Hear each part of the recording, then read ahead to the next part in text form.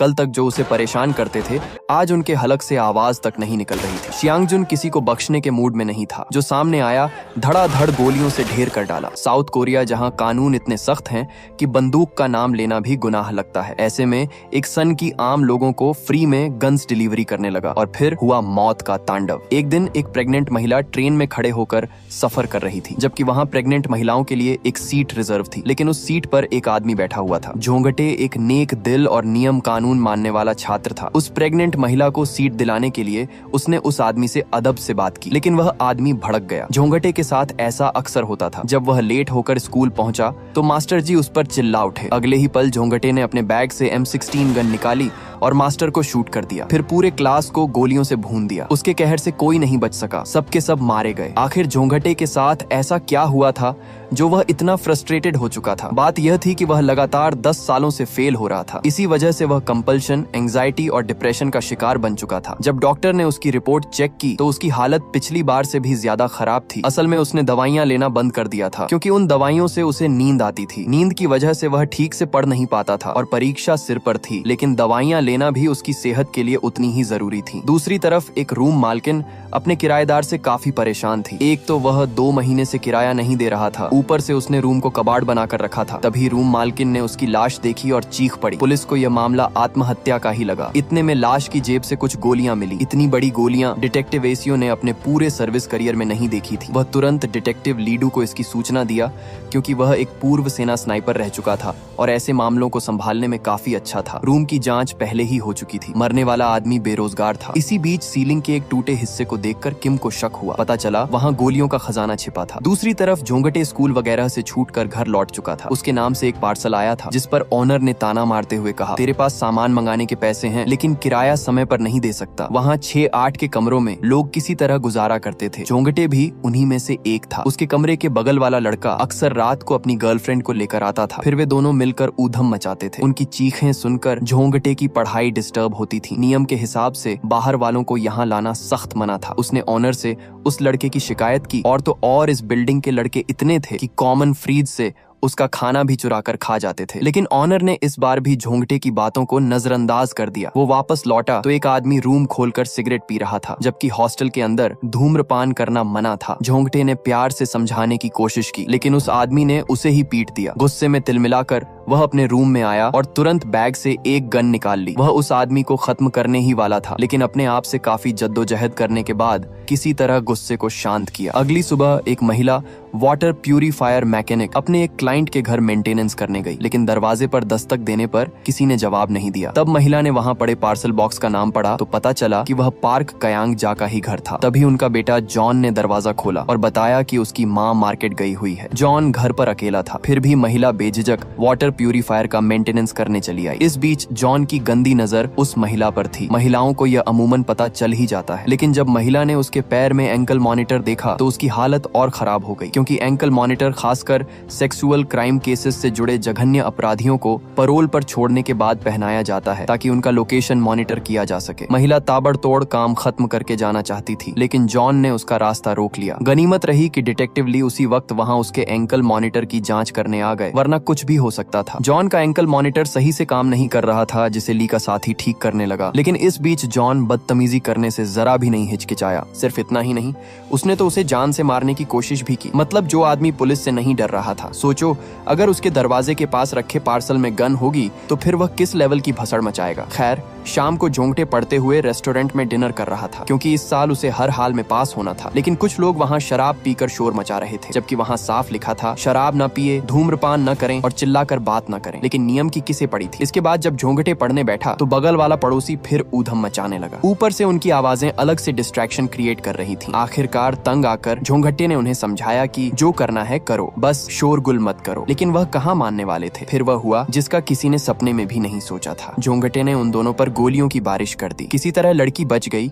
और उसने पुलिस को फोन कर दिया। तब झोंगटे ने उससे फोन छीनकर खुद ही पुलिस को सारी बात बताई और साथ में अपने हॉस्टल का पता भी दिया। इसके बाद वह उन लोगों पर टूट पड़ा जिन्होंने भी उससे बदसलूकी की थी। एक लाइन से सबको भूनता चला गया। दूसरी तरफ पुलिस हेडक्वार्टर ने हॉस्टल के आसपास के सभी यूनिट्स को अलर्ट कर दिया। ली भी उसी एरिया में था, इसलिए वह भी घटना स्थल की ओर निकल पड़ा। तब तक झोंगटे कई लोगों को खत्म कर चुका था और उसने ठान लिया था कि होटल से कोई भी जिंदा नहीं बचेगा। यहाँ तक कि उसने ऑनर को भी मार दिया, क्योंकि अगर वह उसकी शिकायत सुन लेता तो आज यह नौबत ही नहीं आती। इधर एक और जगह गोलीबारी की वारदात सामने आई थी, जिसमें एक सिरफिरे ने पूरे परिवार का खात्मा कर दिया, सिर्फ एक बच्चे को छोड़कर। डिटेक्टिव जो ने उस बच्चे को संभाला और पुलिस स्टेशन ले जाकर उसका बयान दर्ज किया। संयोग से वही सरफिरा उसी जेल में कैद था। उसे देखते ही बच्चे का खून खौल उठा। उसने डिटेक्टिव जो की गन उठाई और उस पर तान दी, लेकिन किसी तरह खुद को गोली चलाने से रोक लिया। इस सीरीज में यही दिखाया गया है कि हर इंसान के अंदर एक ट्रिगर होता है, अगर वह उस पर काबू पाले तो जिंदगी में कुछ भी कर सकता है। डिटेक्टिव जो ने उस बच्चे को पाल पोस कर बड़ा किया। बड़ा होकर वही बच्चा फौज में शामिल हुआ और एक जबरदस्त स्नाइपर बना, जिसकी गोलियों से 99 दुश्मन ढेर हुए। आखिरकार उस स्नाइपर ने बंदूक चलाने से संन्यास लिया और फौज छोड़कर पुलिस फोर्स ज्वाइन की। वही अब डिटेक्टिव ली के नाम से जाना जाता है। जब तक ली हॉस्टल पहुंचा, दूसरी यूनिट पहले ही वहां पहुंच चुकी थी। झोंगटे ने उन पर भी गोलियों की बारिश कर दी, हालांकि वे किसी तरह बचकर निकल गए। अब झोंगटे एक कमरे से दूसरे कमरे में जाकर हर किसी को बेरहमी से मारने लगा, ये चिल्लाते हुए तुम सब जीने के काबिल नहीं हो। इस बीच ली ने खुद झोंगटे का सामना किया। वह जानबूझकर उसकी गोलियां खत्म करवाता रहा और आखिरकार सही मौका पाकर उसे दबोच लिया। जब झोंगटे के कमरे की तलाशी ली गई तो बेड के अंदर से कई गन बरामद हुई। जांच में पता चला कि इन गनों में वही गोलियां इस्तेमाल होंगी जो पहले आत्महत्या के मामले से बरामद हुई थी। इससे साफ हो गया कि दोनों केस आपस में जुड़े हो सकते हैं। अब सबसे बड़ा सवाल था, कोरिया में यह गन आखिर ला कौन रहा है? पूछताछ में झोंगटे ने कबूल किया कि किसी अनजान व्यक्ति ने यह गन उसे कोरियर से भेजी थी। वो अनजान व्यक्ति कौन था? कौन सी कोरियन कंपनी ने कोरियर डिलीवर किया? बॉक्स पर ऐसा कुछ भी नहीं लिखा था। उधर बिजनेसमैन सीओ के गुंडे किम नामक शख्स को बेरहमी से पीट रहे थे, क्योंकि सीओ उसकी बिजनेस प्रॉपर्टी पर कब्जा करना चाहता था। जब किम ने झुकने से इनकार किया तो उन्होंने जबरन उसका धंधा हथिया लिया। इस साजिश में सीओ के सबसे भरोसेमंद आदमी योंगू का अहम रोल था। उसकी वफादारी से खुश होकर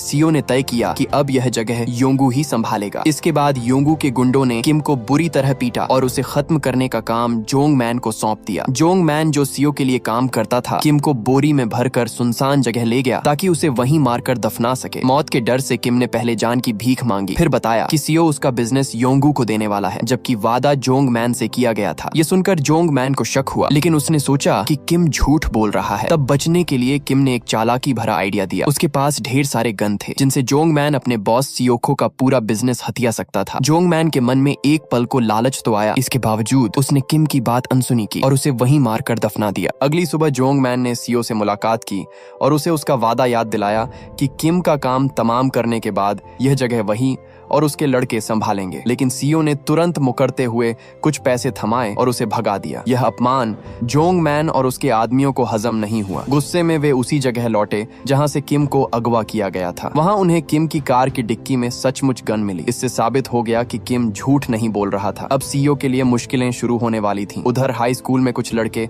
अपने क्लासमेट ग्यूजन को बुरी तरह धमका रहे थे, क्योंकि उसने स्कूल की लड़कियों की अश्लील तस्वीरें ठीक से नहीं खींची थी। तभी गजिन का दोस्त सियांग जून दौड़ता हांफता हुआ वहां पहुंचा। दरअसल उसे यह सजा दी गई थी कि जब तक वह सिगरेट लाकर नहीं देता, उसका दोस्त पिटता रहेगा। इस पूरी घटिया हरकत के पीछे मायोल का एक ही मकसद था, बाइक खरीदना। इसके लिए वह स्कूली लड़कियों की गंदी तस्वीरें ऑनलाइन बेचता और मोटू से जबरदस्ती फर्जी सोशल मीडिया अकाउंट बनवाता था। गजिन और सियांगजुन दोनों उससे तंग आ चुके थे। जब तस्वीरों का खेल काम नहीं आया तो मायोल ने गजिन से उसकी माँ का आईडी कार्ड चुराने को कहा ताकि वह ब्लैक मार्केट से लोन ले सके। लेकिन गजिन ने आईडी चुराने के बजाय कुछ पैसे दिए और साफ कह दिया, मेरी माँ दिन रात मेहनत करके कमाती है, मैं उनका आईडी नहीं ला सकता। ये सुनते ही मायोल ने उसे बेरहमी से पीटा और फिर धमकी दी, तुझे वह आईडी लाकर देनी होगी वरना मैं तुझे जान से मार दूंगा। इधर जॉन ने अपने दरवाजे पर रखे कोरियर बॉक्स को खोला। अंदर गन देखकर उसकी आंखों में खतरनाक चमक औंध गई। उधर पुलिस झोंगटे के हॉस्टल के बाहर की सारी सीसीटीवी फुटेज खंगाल चुकी थी, लेकिन उनके हाथ कुछ खास नहीं लगा। तभी जांच के दौरान डिटेक्टिव ली को वही कोरियर कार्टन मिला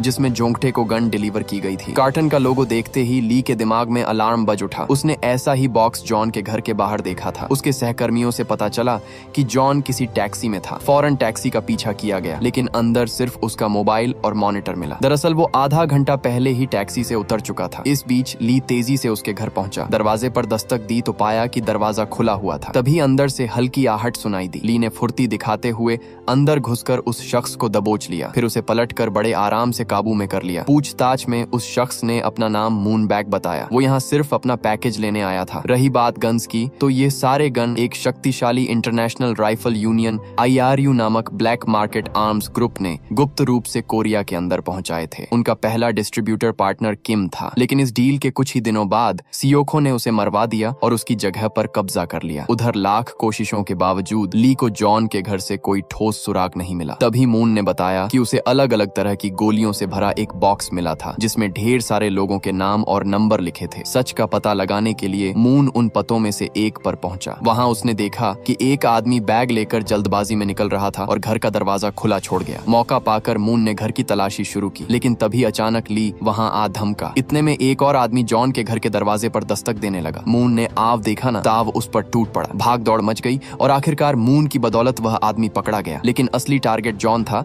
जिसकी लोकेशन कैमरों के जरिए ट्रैक हो रही थी। समस्या यह थी कि ली के पास गाड़ी नहीं थी जिससे वह जॉन का पीछा कर सके, लेकिन किस्मत ने साथ दिया। मूनबैग के पास कार थी और वह मदद करने के लिए तैयार था। फिर क्या था, उस अनजान आदमी को वहीं खंभे में बांधकर दोनों जॉन को पकड़ने निकल पड़े। कार में वही गोलियों से भरा बॉक्स भी था जो मून को मिला था। कैमरों के जरिए ट्रैक करते हुए आखिरकार पता चला कि जॉन पुलिस से भागने के बजाय सीधे गोंगिन स्यूबू पुलिस स्टेशन जा रहा था। खतरे को भांपते हुए ली ने तुरंत एक ऑफिसर को इसकी सूचना दी ताकि वे सतर्क हो जाएं और पहरा बढ़ा दें। लेकिन इससे पहले कि कोई कुछ कर पाता, जॉन पुलिस स्टेशन के अंदर दाखिल हो चुका था। ली भी बाहर पहुंच चुका था। उसने एक ऑफिसर से हथकड़ी ली और मून के हाथों में डाल ही रहा था कि तभी गोलियों की आवाज गूंज उठी। जॉन उन दो प्रोबेशन ऑफिसर्स को बंदूक की नोक पर ले चुका था, जो उसे हर दिन फोन करके उसकी लोकेशन पूछते रहते थे। आज उन्हें सबक सिखाने का समय आ चुका था। अगले ही पल उसने उन पर अंधाधुंध गोलियां बरसा दी। जॉन के लिए यह सब आसान था, क्योंकि वह पहले फौज में रह चुका था। पुलिस के पास सिर्फ रिवॉल्वर थे। ऑटोमेटिक असॉल्ट राइफल के सामने उनकी एक नहीं चल पाई। हाँ, उनके पास कुछ ऑटोमेटिक गन थी जो झोंघटे के पास से मिली थी और एविडेंस रूम में रखी थी। गोलियां मून की कार में थीं, लेकिन वे सभी अंदर फंसे हुए थे। जॉन बाहर से उन्हें असली डर का मतलब समझा रहा था। एक छोटी सी गलती